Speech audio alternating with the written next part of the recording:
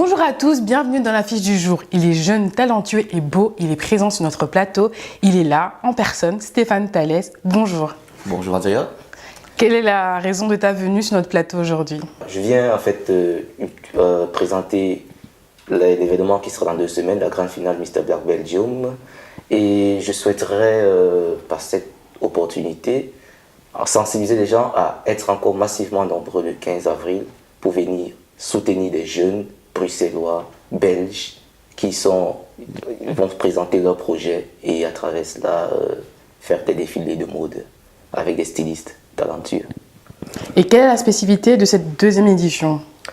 La spécificité, je dirais, que dirais-je, la première édition, elle s'est déroulée, elle s'est très bien passée, il y a eu un fort succès.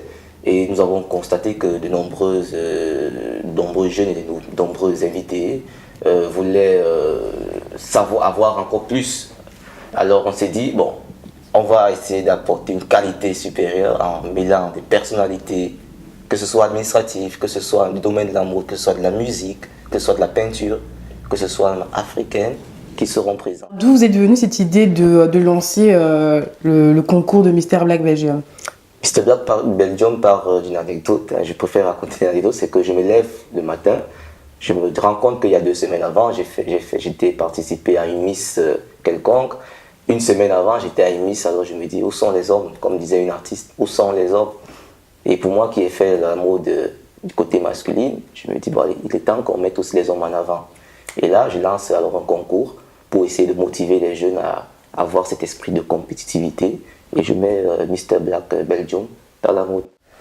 Et quelles sont les surprises que vous nous réservez pour cette deuxième édition?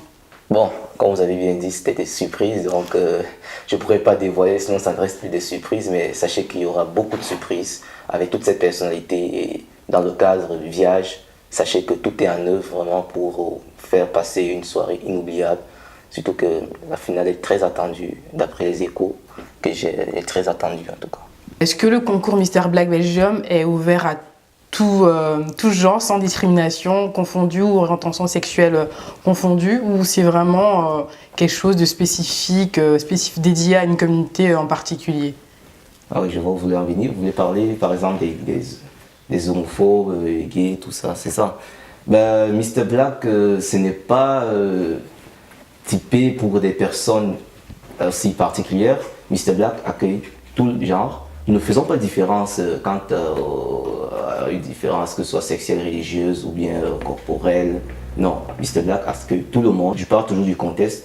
Tant que tu ne connais pas l'autre, tu es ignorant.